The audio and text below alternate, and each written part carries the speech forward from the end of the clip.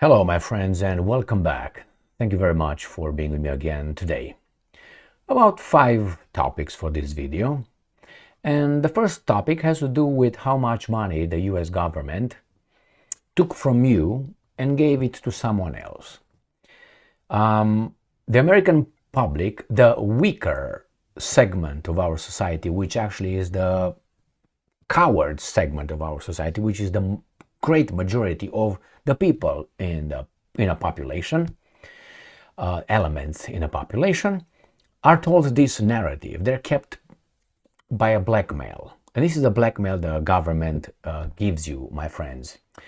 This is, in order for you to be safe, we have to keep you safe. Therefore, we have to fight wars outside of this country that we identify, the bad guys. And if we fight them, we're going to have peace in your country. You're going to have a decent, quiet consumerism. We're going to be a good consumer, economic slave. So we have to do it. In order to do that, you have to say, yes, we agree with all the military spending. We're going to have some fat cats in order to keep you safe. Therefore, our investments in the infrastructure, hospitals, schools, all these things, we can't do it. Or let's say universal healthcare, we can't provide you that.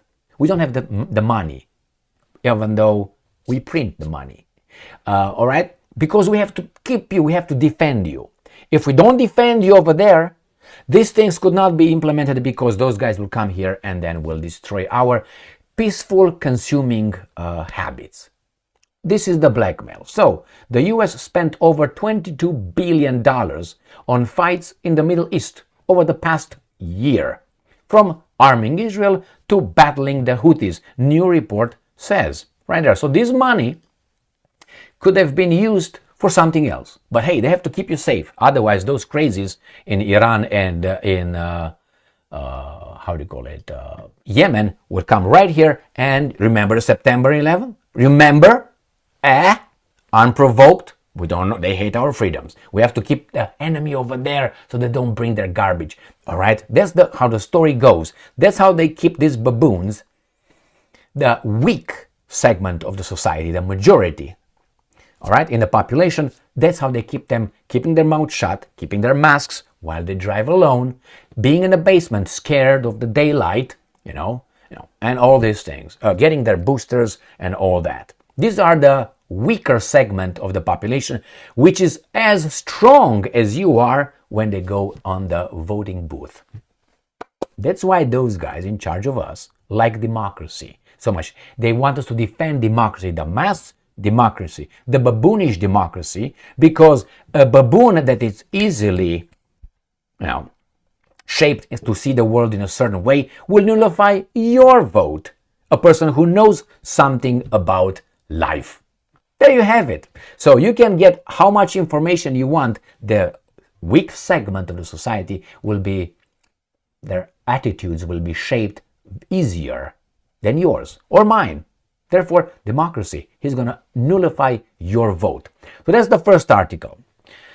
Second article, we got another baboon here. Germany, my Deutsche Volk, the same thing over here. Germany will send more weapons to Israel soon. Scholz pledges, obviously. All right, why?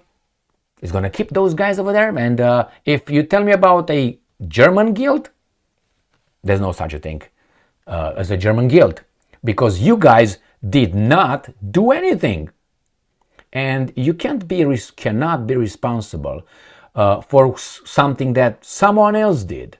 Belonging to your family, maybe to your community, to your city, to your nation. So forget about it. But if you choose to self-flagellate, engage in self-flagellation or in masochism, that's your decision, my friends, regarding this issue. Don't do it. All right, next one. Now, what are we going to do about this? We have to be very, very careful. And I'm just going to report, and you guys understand exactly what I mean. The Telegraph. Israeli tanks strike United Nations bases, plural, in Lebanon. All right? United Nations peacekeepers in southern Lebanon have been wounded after an Israeli tank, singular, directly hit a UN observation tower, prompting outrage from top contributing nations. All right, that's one. Second one, Russia Today. Israeli tank fire injuries United Nations peacekeepers. An attack on its personnel is a grave violation of international law, the organization has said. But what will happen? I tell you. Let me bring my face. Nothing. All right. 2 peacekeepers were wounded when an Israeli tank fired at their headquarters, not the observation points, on the Israeli-Lebanese border, a UN interim force in Lebanon. Maybe these guys are lying. What do you think? And it says here, repeatedly hit. So the Naqoura headquarters and other peacekeeper positions on the blue line of separation between the two countries have been repeatedly hit by the Israeli Defense Forces. The United Nations IFIL said in a statement on Thursday, and I'm quoting, this morning 2 peacekeepers were injured after the IDF Merkava tank fired its weapon towards an observation tower. Now it's clarified, United Nations IFIL headquarters in Naqoura. The statement said, the tower was hit directly, accidentally, come on man, come on, accidentally, resulting in United Nations personnel falling to the ground. The injuries are fortunately this time not serious, but they remain in the hospital. The United Nations force in Lebanon, United Nations, stressed that any deliberate attack, but this was accidental, on peacekeepers is a grave violation of international humanitarian law and the relevant UN Security Council resolution. Israeli soldiers, and I'm quoting, deliberately fired at disabled North perimeter monitor cameras on Wednesday. So that's according to the IDF, instructed the UN forces in the area to remain in protected spaces, following which the forces opened fire in the area. After the incident, Israel envoy to United Nations recommended the United Nations peacekeepers relocate 5 kilometers north to avoid danger, and fighting intensifies between these guys. Some people invade another country, and it's not that the fights intensify. One country invaded another territory. What's that called under international law? Invasion, as the Russians invaded Ukraine, or as the Ukrainians invaded Russia. Italian Defense Minister Guido Crosetto suggested Israel's actions, and I'm quoting, could constitute war crimes. Nobody will give a fuck. Obviously, a Jewish state for an explanation of the attacks on U.S. peacekeepers border because it was not a mistake. This is what United Nations, these guys claim. Next one, UPIA. Israel faces international criticism after attacks on U.S. bases in Lebanon. They don't have any repercussions about regarding this. Next one. Israeli attacks, this is according to BBC, attacks on United Nations in breach of international law, Harris said. Not that Harris, this one.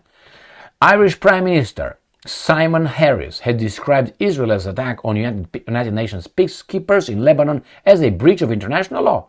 Speaking to BBC News in Washington, D.C., Harris said it was an, and I'm quoting, extraordinarily concerning development. You won't do anything. However, he said he was concerned that, and I'm quoting, Israel doesn't listen. So what do you do with a child if you have control of the child? That's the key word, or the key words. What do you do with a child? You can force the child to go and freaking clean his, room.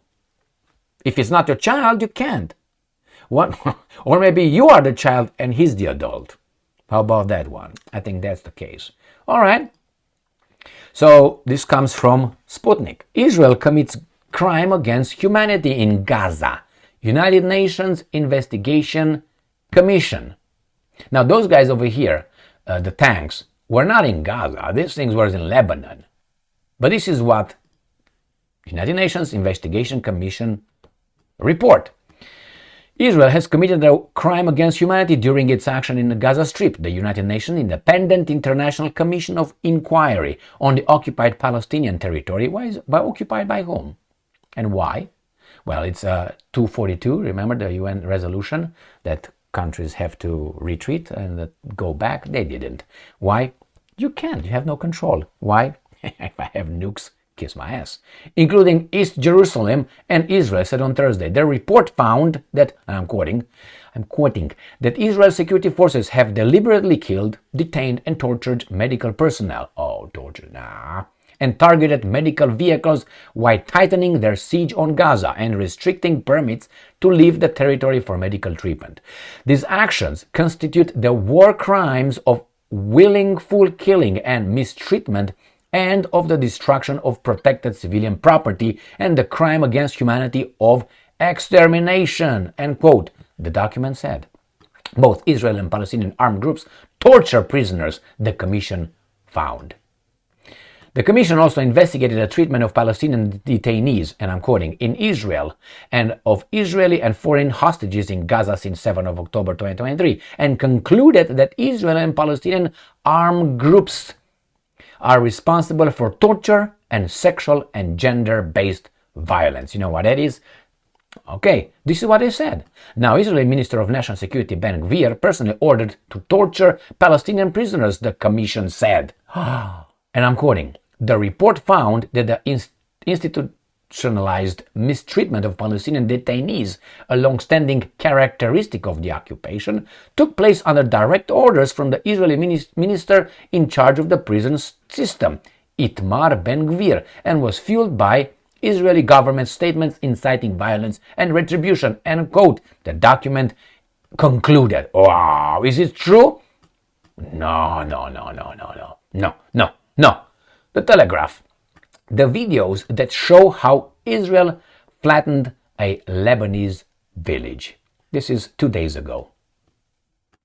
A village in southern Lebanon has been all but leveled as Israel moved tanks across the border amid warnings of a repeat of Gaza. Drone footage published online, verified by the Telegraph, shows destruction of Yaroun, approximately 1 mile from the Israeli border. The video shows buildings reduced to rubble as smoke rises over the top. Tanks and armored vehicles can be assembled in the town's east. The footage has been circulating online since early on Monday, but it's unclear exactly when it was taken. It comes as Israel announced that they have expanded the military operation in Lebanon with a number of troops now likely over 15,000. All right, well, I'm pretty sure that's not accurate and that's fake and it's all right. And let's go to something else. Let's find out regarding that. I tell you what's going to happen. Nothing. Next one. And how much money the US gave? $22 billion. And the Germans want to give money? Okay. Is that called accomplice? If there's a crime, wouldn't you be considered accomplice? If there's a crime. And that would make us accomplices if we are voting for the guys who are doing that, to those who do that. But hey, the right to self-defense applies unidirectionally, not like that, only that way. All right, so let's go to this big news, The Hill. Russia has suffered more than 600,000 casualties in Ukraine, U.S. official says. My question for the baboon official. How many casualties did Ukraine suffer? You don't tell me, then fuck you. Why? You're a dishonest baboon. That's what you are. Or you don't know, but you know the other guys? Well, that's why. And he says it's and I should listen to this guy. Right? Russia has suffered more than 600,000 casualties in the war with Ukraine, a senior U.S. defense official said Wednesday. The number of Russian dead or wounded is significantly higher than the last official update from the U.S., which has estimated more than 300,000 casualties since the war began in February 2022. My question for my government, the U.S. government, why am I not allowed to find out from your reports how many Ukrainians casualties are? Why am I not allowed to know the truth? You can't handle the truth. So from that, they can suck it, kiss it, whatever they like to do about it. And let's look at the last topic on this video, coming again from the Hill. The Kremlin confirms Trump sent COVID-19 tests to Putin during pandemic. So what? During pandemic, Russia, and even now, is not at war with United States and vice versa. So what's wrong with that? Remember, these guys now that are very upset with that or concerned, they like to be kind. Love is love. There's no such a thing of an illegal. All those garbage placards in front of some baboons' houses. Remember those on be kind and all that? Those guys now, they're upset that Putin might have gotten some COVID tests. Not vaccines, tests. I'm 100% that Putin, certain that Putin did not got tested if involved those things touching him. I guarantee you that. Why? A lot of cancer and a lot of other things could happen. All right. It's general behavior is not something that I'm just coming like, oh my God. Look into Mossad. Look at some techniques. I'm just giving you a first step. I don't have to say CIA. I'm going to say Mossad. And you're going to find out certain techniques of, helping some leaders see Jesus or Allah or whomever these guys want them to see. So again, what's wrong with that? There's not a human being. Remember, we are all the same. We all value the same. Every life is precious. And Trump gave them.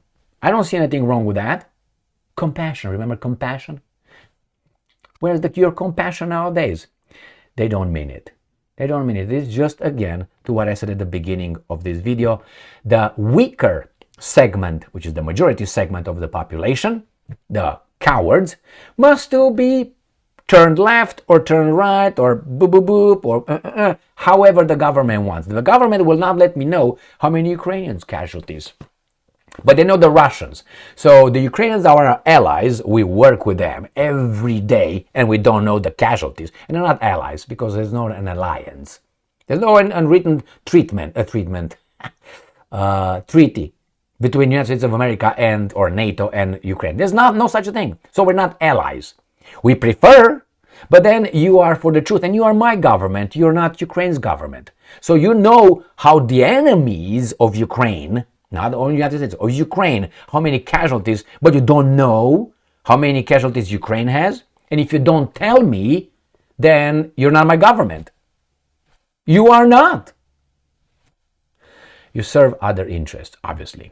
So, thank you very much for being with me again today. Stay strong, stay smart, look for the truth, and be just.